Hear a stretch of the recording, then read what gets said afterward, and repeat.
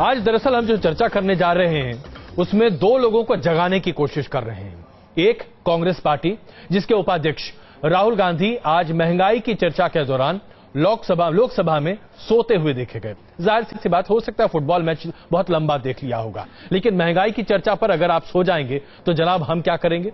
दूसरी सरकार, ये महंगाई जिस तरीके से लगातार दिन दोगुनी रात चौगुनी आगे बढ़ते चली जा रही है, क्या ये सरकार महंगाई की नींद से जागती हुई दिखाई देगी? इस नींद पर आइए हम करते हैं चर्चा, लेकिन सबसे पहले जरा राहुल गांधी की बात कर लेते हैं। राहुल गांधी 2 दिनों पहले संसद में जबरदस्त तरीके से विरोध करते दिखाई दे रहे थे। महंगाई का मसला था और उस वक्त वेल में आकर पहली बार लोगों ने राहुल गांधी को चीखते हुए सुना था। जी हां, चीखते हुए सुना था। यह पहला मौका था, लेकिन उसकी तस्वीरें लोकसभा टीवी पर देखने को नहीं मिली। लोकसभा टीवी पर एक दूसरी तस्वीर देखने को मिली, और वो है आज जब महंगाई पर चर्चा चल रही थी और राहुल गांधी झपकी ले रहे थे। जाहिर सी बात है, इस पर कांग्रेस सियासी दावपेच करती दिखाई दे रही है, साजिश की बात करती दिख रही है। लेकिन भाई, जो टीवी पर दिखता है वही तो बिकता है। राहुल गांधी सो रहे थे और ये बात शायद लोग हजम नहीं कर पाएंगे। देखिए एक छोटी सी report. From A to Z, whether they are food byproducts or whatever they may be. Congress की मांग पर ही लोकसभा में महंगाई पर चर्चा कराने के लिए सरकार राजी हुई, लेकिन कांग्रेस की हद तब पिट गई जब महंगाई जैसे महत्वपूर्ण मुद्दे पर चर्चा के दौरान कांग्रेस उपाध्यक्ष झपकियां लेते नजर आए। वाकया बुधवार दोपहर लगभग 1 बजे का है। नियम 193 के तहत महंगाई पर चर्चा चल रही थी। स्पीकर सुमित्रा महाजन की मौजूदगी में कांग्रेस के कैप्टन अमरिंदर सिंह ने अपना भाषण खत्म किया। इसके बाद स्पीकर ने सीपीएम के श्री करुणाकरण को अपनी बात रखने का मौका दिया। करुणाकरण का नाम पुकारते ही टीवी कैमरा उनकी तरफ घूमा और उनके पीछे की कतार में बैठे कांग्रेस उपाध्यक्ष की तस्वीर टीवी कैमरे में कैद हो गई। सोशल मीडिया पर कईयों ने इस तस्वीर को शेयर किया तो राहुल के रवैये पर सवाल खड़ा होते देर नहीं लगी। 10 साल से कांग्रेस सो रही थी महंगाई के मुद्दे पर। जब महंगाई देश में बढ़ती थी तो कांग्रेस के मंत्री सोते थे और महंगाई पर कोई कदम नहीं उठाते थे। पहले कांग्रेस के लोगों ने हंगामा किया कि महंगाई पर चर्चा होनी चाहिए, और जब महंगाई पर डिबेट हो रही तो राहुल गांधी जी, जो कांग्रेस के युवराज हैं, वही सो रहे थे। लेकिन कांग्रेस इसके लिए राहुल को नहीं, लोकसभा टीवी को कसूरवार बता रही है। लोकसभा टीवी को इस तरह के विजुअल दिखाना चाहिए, ना ही कोई कवर करने की बात है। तमाम मेंबर तमाम स्थिति में बैठे रहते, लंबी बहसें चलती हैं। मुझे लगता है ये थोड़ा सा हल्के किस्म की पत्रकारिता है, लो लेवल जर्नलिज्म है, जो नहीं करना चाहिए। ये अभी साफ नहीं हो पाया है कि आखिरकार राहुल गांधी कम्युनिस्ट सांसदों की सीट पर क्यों बैठे थे। हालांकि राहुल की झपकियों को देखकर इस सवाल का जवाब तलाशना मुश्किल नहीं। विजय त्रिवेदी, न्यूज नेशन, दिल्ली। तो जाहिर सी बात है, राहुल गांधी के जिस तरीके से सोने की तस्वीरें सामने आई हैं झपकी लेने की, उसके बाद से ये चर्चा बहुत आम हो रही है और भारतीय जनता पार्टी के लिए इससे बेहतर मौका अटैक करने का और क्या हो सकता है, इस पर चर्चा शुरू करते हैं। समित पात्रा जी भारतीय जनता पार्टी से इस वक्त हमारे साथ जुड़ रहे हैं। हमारे साथ कांग्रेस से कुछ ही देर में सलमान सोज साहब जुड़ेंगे। वरिष्ठ पत्रकार उमलेश जी हमारे साथ हैं और आर्थिक विशेषज्ञ दिनेश वर्मा जी हमारे साथ हैं। दिनेश जी, इससे पहले कि हम महंगाई पर चर्चा करें और आप तक पहुंचे, संबित जी, बड़ा चुटकी लेने का मौका आप लोग को मिल गया है। भाई, राहुल गांधी सो रहे थे, मान लीजिए झपकी ले भी ली। ब्राजील का मैच इतना बढ़िया था, कोई भी देखकर उसके बाद झपकी ले सकता है, आपने भी ली होगी। नहीं, देखिए, अब सोना उनका अधिकार है, वो सो सकते हैं, उसमें मैं क्या कहूं। मगर मुझे लगता है कि ब्राजील के मैच से ज्यादा कहीं ऐसा तो नहीं है कि जेट लैग के कारण ये ऐसा हो गया है। वो कई दिनों से बाहर थे, उसके बाद हिंदुस्तान आए तो स्वाभाविक रूप से जेट लैग होता है, बायोलॉजिकल क्लॉक बिगड़ जाती है। जब सोना नहीं चाहिए तब सो जाते हैं और जब जागना चाहिए तब तो जग नहीं पाते हैं। तो हो सकता है एक जेट लैग भी हुआ हो, उसका भी जो है उनका अधिकार है, वो जैसा चाहें सोए या जागे, वो कांग्रेस का विषय है। नहीं, लेकिन संबित जी, आप लोग तो इसको एकदम लेकर चढ़ बैठे हैं उनके ऊपर। भाई, आपकी सरकार महंगाई पर अभी कुछ खास करती दिखाई नहीं दे रही। कल उम्मीद है हम लोग को कि आप लोग कुछ तो कुछ ऐसा मसौदा पेश करेंगे जिसके बाद हम लोग को लगे कि हाँ, आपकी सरकार भी जाग रही है। लेकिन अभी आप कांग्रेस के सोने पर और खास करके उनके उपाध्यक्ष के सोने पर बड़ा जबरदस्त बवाल काट रहे हैं आप लोग तो। नहीं, मैंने कहा ना, सोना उनका अधिकार है। वो बहु वर्षों से सो रहे हैं, मुबारक हो, वो सोते रहे, इसमें हमें कोई बुराई नहीं है। मगर जहां तक महंगाई का विषय है, मैं याद दिला दूं, गत वर्ष ठीक इसी समय जहां हम लोग सब प्याज 100 रुपए किलो खरीद रहे थे, आज 25 से 30 रुपए किलो खरीद रहे हैं। तो मुझे लगता है ये कहना कि महंगाई के डिबेट से अपने आप को हटाने के लिए हम राहुल गांधी पे अटैक कर रहे हैं, ये उचित नहीं होगा। आज प्याज 100 रुपए किलो नहीं, लेकिन टमाटर 65 रुपए किलो बिक रहा है महाराज। देखिए ऐसा नहीं है। देखिए नहीं संबित जी, अजय जी मैं आपको याद दिलाना चाहता हूं कि चंद दिनों पहले इंडियन एक्सप्रेस में एक बहुत अच्छा आर्टिकल आया था कि जो समर प्राइसेस हाइक होती हैं वेजिटेबल्स की, that is not an abrasion, that is normal. मगर उन्होंने कंपैरिजन किया था कैसे 4 वर्षों में किस प्रकार से जो समर्स की प्राइस राइज रही थी वो कैसी रही थी। और आपको जान के खुशी होगी कि इस बार लगभग 4 वर्षों के सबसे कम प्राइस हाइक हुआ है समर्स का। और दूसरा विषय है, नहीं हम इस पर चर्चा करेंगे संबित जी, हम महंगाई के मुद्दे पर वापस आते हैं, लेकिन जरा पहले हम लोग जरा राहुल जी के सोने पर चर्चा कर रहे थे। सोने पे जी बिल्कुल, तो हम जरा उर्मिलेश जी से भी 2 लाइन इस पर बात कर ले। उर्मिलेश जी, राहुल गांधी की सोते हुए ये क्लिप और उस पर लोकसभा टीवी पर कांग्रेस का ये आरोप कि ये साजिश के तहत किया गया है। जब राहुल गांधी सदन के वेल में आकर चिल्ला रहे थे तो वो फुटेज किसी को नहीं दिखाया गया, लेकिन आप सोती हुई तस्वीरें दिखा रहे हैं। कल को हमारे ऊपर भी कांग्रेस के लोग नाराज हो सकते हैं। देखिए अजय जी, मैं संबित पात्रा को सुन रहा था और वो जानते हैं कि राहुल गांधी विदेश से कब लौटे कब नहीं लौटे, क्योंकि सरकार उनके पास है तो सारी जानकारी, सारी खोज पड़ताल तो होती ही होगी। तो वो जाने, मैं तो नहीं जानता कि विदेश से आए कि नहीं, लेकिन संसद में गंभीर विषयों पर चर्चा के समय उनका सोना ये चिंता जगाता है, इसमें कोई दो राय नहीं है। लेकिन ये कोई बहुत आश्चर्यजनक नहीं है। संसद में 20 साल मैं भी कवर किया हूं लगातार, तो मैंने देखा है कि लोग सो जाते हैं कई बार झपकी आती है, कई बार उम्र का तकाजा होता है, कई बार बौद्धिक जो और मानसिक स्थिति होती है उसका तकाजा होता है। देखिए राहुल जी योग्य और बहुत समर्थ नेता उनको मैं नहीं मानता, कांग्रेसी जन कृपया मुझे माफ करेंगे, लेकिन जहां तक सोने का सवाल है इसको लेकर बहुत बवाल काटना ठीक नहीं है, क्योंकि वाजपेयी जी तो अपने मंत्रियों का नाम भी भूल जाते थे कि कौन मंत्री मेरे पीछे खड़ा है, तो इसके आधार पर हम वाजपेयी जी को अयोग्य नेता माने, ये तो कोई बात नहीं है। मैं तो कह रहा हूं कि राहुल जी बहुत योग्य और समर्थ नेता होते तो आज हालत कांग्रेस की ये न होती, लेकिन ये बवाल काटने का विषय नहीं है कि किसी को झपकी आ गई। आइए चलिए जरा चर्चा को आर्थिक सर्वे पर ले चलते हैं, क्योंकि उसके साथ ही कई सवाल भी उठकर खड़े होते हैं कि आखिरकार हमारे देश में क्या होने वाला है, क्योंकि आर्थिक सर्वेक्षण के साथ ही देश की वित्तीय स्थिति पूरी तरीके से सामने आती हुई दिखाई देती है। और जो मोटी बात निकल कर आती है वो ये कि पिछले साल के मुकाबले इस साल भी अगर हम विकास दर की बात करें तो बहुत ज्यादा बढ़ोतरी होती हुई नहीं दिखाई दे रही। यानी कि जो अच्छे दिन आने के सपने दिखाने की बात की जा रही थी, शायद ये सपना ही रह जाए। अगर विकास दर 5.8 या 5.9% पर आकर टिक जाती है तो जाहिर सी बात है इससे हमारे देश का कुछ भला होता हुआ नहीं दिखाई देगा। इसके लिए पिछले साल या फिर उसके पहले की नीतियों को दोष दिया जा सकता है, लेकिन क्या बजट में आने वाला है इस पर निर्धारित होगा कि हमारा देश कहां और किस दिशा में बढ़ेगा। फिलहाल दिशा बहुत अच्छी और राह बहुत आसान नहीं दिखाई दे रही। देखिए छोटी सी रिपोर्ट। 2013-14 के आर्थिक सर्वे में जिन मुद्दों पर सबसे ज्यादा ध्यान देने की बात कही गई है उनमें सबसे ऊपर है महंगाई। सर्वे के मुताबिक महंगाई कम करने से ही विकास दर को सुधारा जा सकता है। सर्वे के मुताबिक सीपीआई यानी कंज्यूमर प्राइस इंडेक्स पिछले कुछ महीनों के अंदर तेजी से बढ़ा है। सीपीआई बाजार में मिलने वाली रोजमर्रा की चीजों की जरूरतों के दाम का आधार होता है। 2013-14 में सीपीआई 9.49% था, जो पिछले साल से भले ही कम था, लेकिन सीपीआई में फूड इन्फ्लेशन यानी खाने पीने की चीजों के दाम तेजी से बढ़े।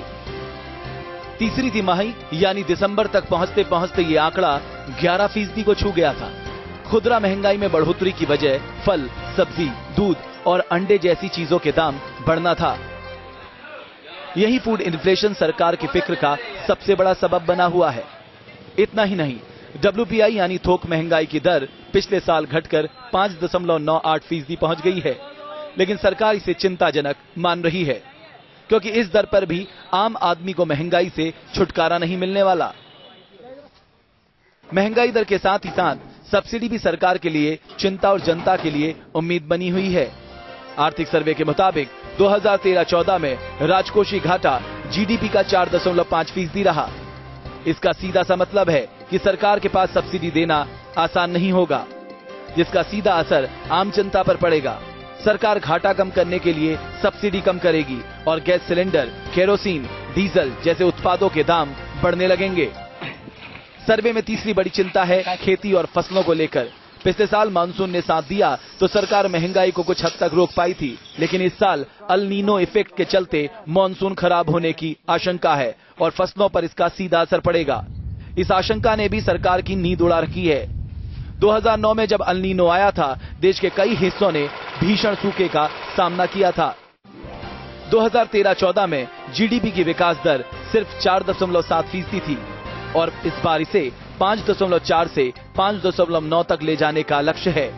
इसके साथ साथ उद्योगों की विकास दर को भी बढ़ाना एक बड़ी चुनौती रहेगी, जो पिछले साल सिर्फ 0.4% रही। यही पीएम मोदी का धर्म संकट है, क्योंकि अगर मोदी विकास की तरफ जाते हैं तो उन्हें पैसा जुटाने के लिए सब्सिडी घटानी होगी, जो आम जनता की कमर तोड़ेगा, और अगर वो महंगाई को काबू करने की कोशिश करते हैं तो उन्हें सब्सिडी बढ़ानी होगी, जो विकास दर पर ग्रहण लगा सकता है। मोदी सरकार के बजट के ट्रेलर में सबसे पहले बात जीडीपी को बेहतर करने की जा रही है, वहीं सब्सिडी को कम करने की भी बात की जा रही है। जाहिर तौर पर अगर सब्सिडी गई तो आपके दरवाजे पर एक बार फिर से महंगाई दस्तक देगी, क्योंकि हर चीज लगभग महंगी हो जाएगी। वीडियो जर्नलिस्ट अनिल शर्मा के साथ सैयद आमिर हुसैन, न्यूज नेशन, दिल्ली।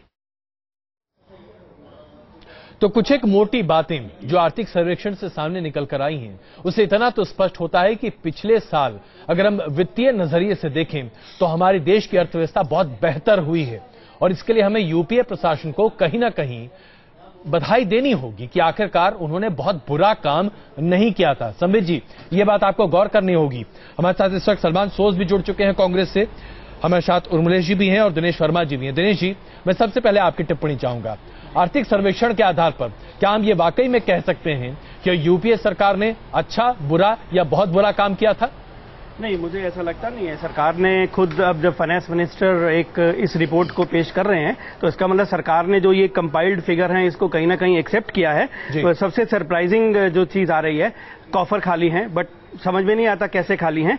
आपका करंट अकाउंट डेफिसिट, जिसको लेके इतना मेजर एक इशू था और ये कहा गया था पिछले बजट में, उर्मिलेश जी भी थे उस दिन हमारे साथ, कि ये सारी फर्स्ट फिगर हैं और ये फिगर ठीक नहीं है। तो आपने भी शायद उन फिगर्स को कहीं ठीक नहीं किया है, और आप जो 1.7% करंट अकाउंट डेफिसिट की बात कर रहे हैं, जो 4.7 से गिरकर 1.7 पे आ गया है, ये एक बड़ी अमेजिंग फिगर है। आपके इवन फॉरेन एक्सचेंज के रिजर्व जो हैं वो एक ऑल टाइम हाई पे हैं। बिल्कुल, 304 अरब डॉलर का फॉरेन रिजर्व आपके पास है।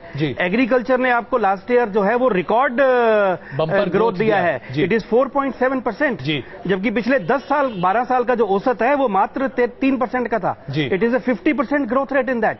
तो इकोनॉमी के हालात शायद उतने बुरे नहीं थे जितने की प्रोजेक्ट किए गए। संबित पात्रा जी, तो क्या आप लोग सिर्फ पैकेजिंग करते हुए दिखाई दिए? क्या आप लोग सिर्फ लोगों के गुस्से को भुनाते हुए दिखाई दिए? किस आधार पर आप लोगों ने यह साबित करने की कोशिश की है कि आपको एक बहुत ही खस्ता हाल अर्थव्यवस्था मिली है? क्योंकि जो प्रोजेक्शन है उसे अगर देखा जाए तो आप बहुत बेहतरी की तरफ तो आगे बढ़ते नहीं दिखाई दे रहे। देखिए अजय जी, आपके प्रश्न में ही उत्तर छिपा हुआ है। आपने मुझे अभी कहा कि क्या आपने लोगों के गुस्से को भुनाया।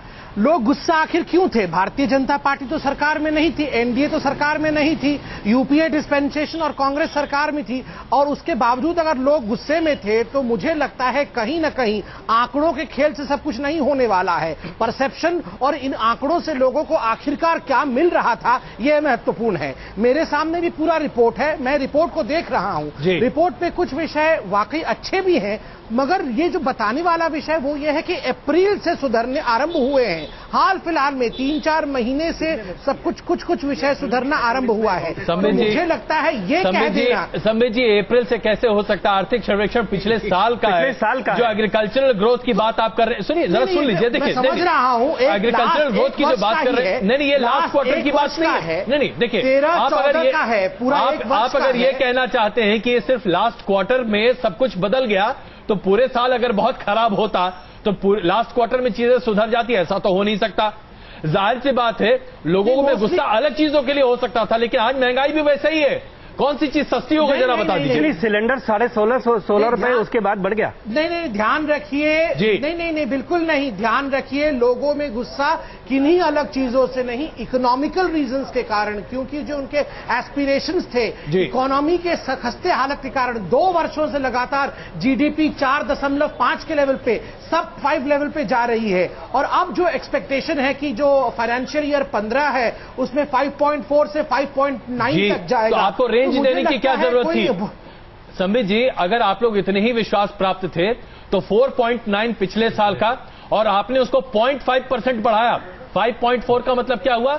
आधा फीसदी। भाई अगर आपको अपने ऊपर इतना ही भरोसा है तो फिर आधा फीसदी नहीं, उसको 5% बढ़ाइए ना, और बढ़ाकर दिखाइए 2%। ये सिर्फ इकोनॉमिक, अजय जी ये इकोनॉमिक सर्वे है, हमें इंतजार करना है कि कल बजट में क्या होता है, और बजट को कोई प्रीएम्प्ट नहीं कर सकता है, वो केवल फाइनेंस मिनिस्टर जानते हैं। चलिए, तो मुझे लगता है हम क्या नहीं, हम कल का इंतजार तो करना ही चाहेंगे, कल का इंतजार तो हम करेंगे। सलमान सोज साहब, भाई हमें ये तो कहना पड़ेगा कि यूपीए सरकार ने अपने आंकड़ों को या तो बहुत अच्छे तरीके से पेश नहीं किया, या फिर आप अपनी उपलब्धियों को नहीं बुला सके। आर्थिक सर्वेक्षण से एक बात तो स्पष्ट है कि भाई आपकी सरकार उतना बुरा नहीं कर रही थी जितना प्रतीत हो रही थी।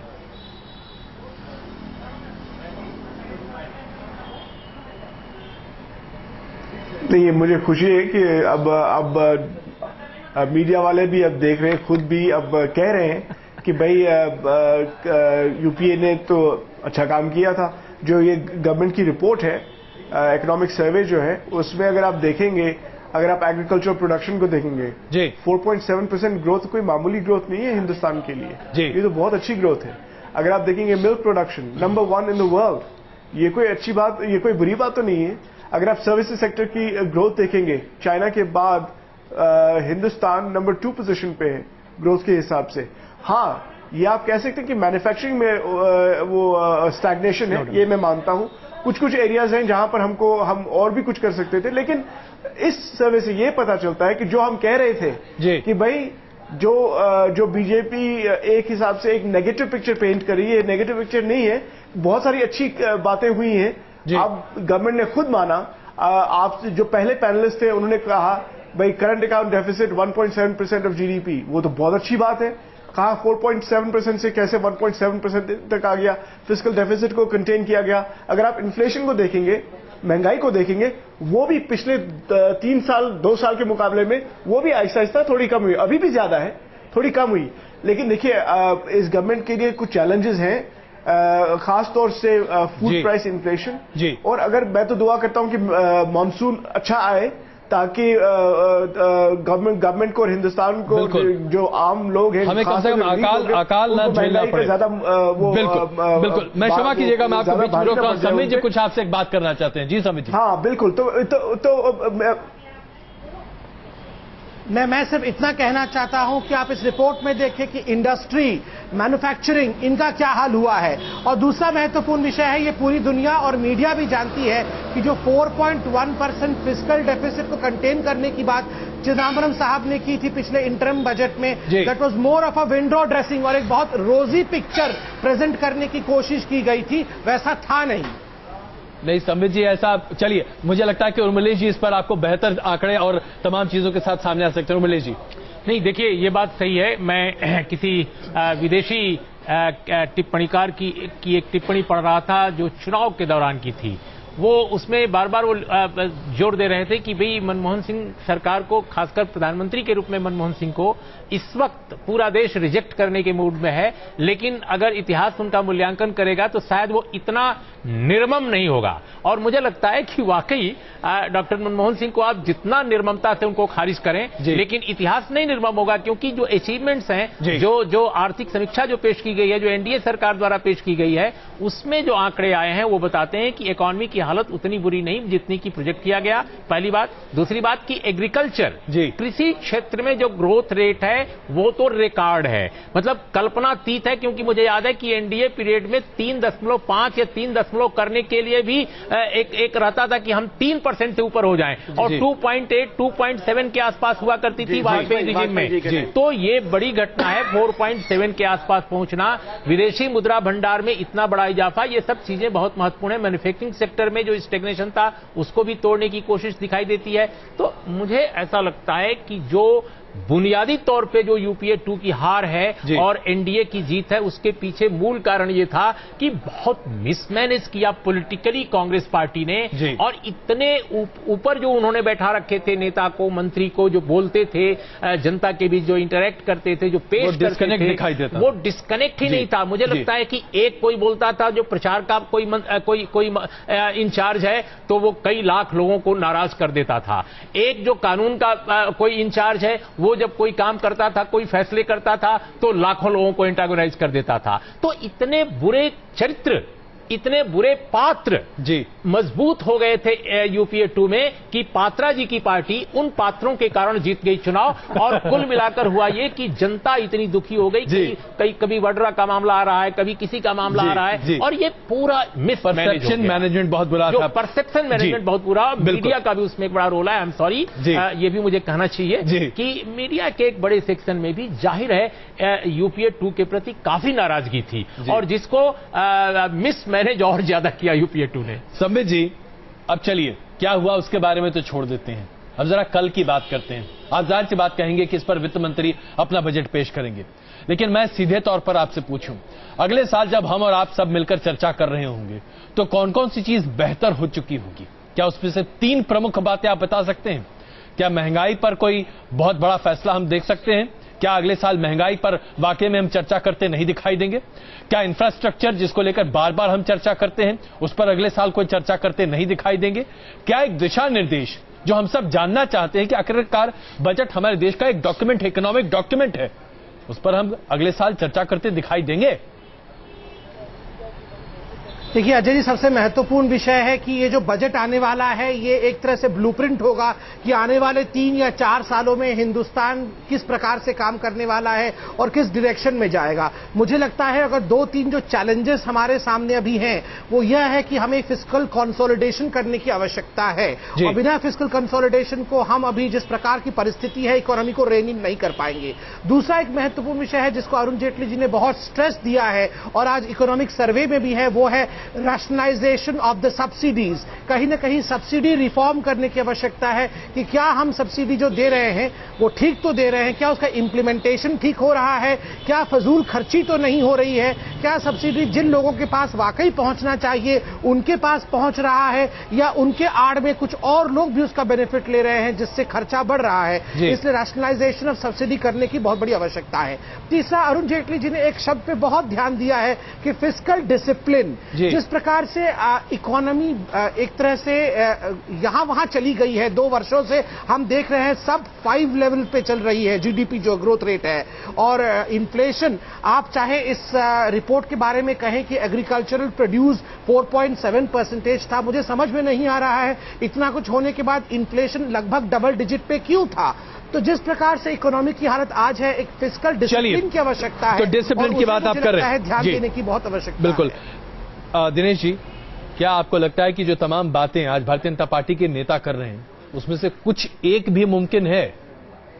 मैं सबकी बात नहीं कर रहा, मैं कुछ एक की बात कर रहा। अजय, जो मोदी जी से बहुत ज्यादा उम्मीद है, और जैसे ई गवर्नेंस और इन सारी बातों को लेके वो बेटर मैनेजमेंट की बात करते रहे हैं। हम लोगों ने शायद पिछले बजट में और उससे पिछले बजट में भी मनरेगा और इन सारी स्कीम्स के बारे में काफी डिटेल्ड में एक चर्चा करी थी।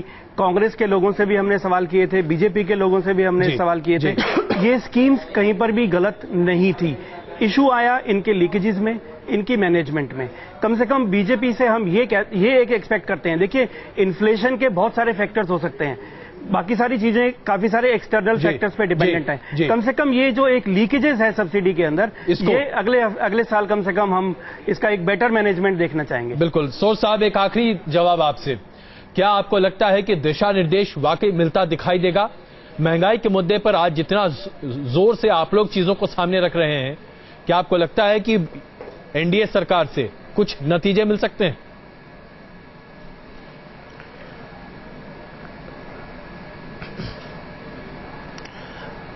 नहीं, इलेक्शन कैंपेन के दौरान बीजेपी ने खास तौर से काफी कुछ कहा कि भाई हम इन्फ्लेशन को कंटेन करेंगे, महंगाई को कंटेन करेंगे, लेकिन शॉर्ट टर्म में मेरे ख्याल में मुश्किल है, क्योंकि इन्फ्लेशन जो है, खासतौर से जो फूड प्राइस इन्फ्लेशन है, वो एक स्ट्रक्चरल प्रॉब्लम भी उसमें है, तो उसको, और क्योंकि वो बात हमको माननी चाहिए। लेकिन मैं उम्मीद करता हूं कि 2-3 चीजों पे फाइनेंस मिनिस्टर जोर दें। एक तो यह है कि रेवेन्यू साइड में जीएसटी और direct tax code, tax simplification अगर वो लाएं, कांग्रेस पार्टी के भी ये प्रायोरिटी है और हम उनकी पूरी मदद करेंगे इनको आगे बढ़ाने के लिए। तो मुझे उम्मीद है कि वो जीएसटी और डायरेक्ट टैक्स कोड खासतौर से आगे बढ़ाएंगे। दूसरी बात मैं चाहता हूं कि जो सब्सिडीज की बात करते हैं, सब्सिडीज को जो मुझसे पहले जो बात कर रहे थे, उन्होंने कहा कि भाई इसकी लीकेजेस को कम करना। देखिए, आधार जो है प्लेटफॉर्म, आधार प्लेटफॉर्म जो आप फाइनली प्राइम मिनिस्टर मोदी ने भी माना कि वही प्लेटफॉर्म रहेगा, उससे लीकेजेस भी बहुत कम होंगी और सब्सिडी बिल भी कम हो सकता है। तो हमको उस पर बहुत ध्यान देना चाहिए। और बिल्कुल, बहुत बहुत धन्यवाद आप सबों का इस चर्चा में शामिल होने के लिए।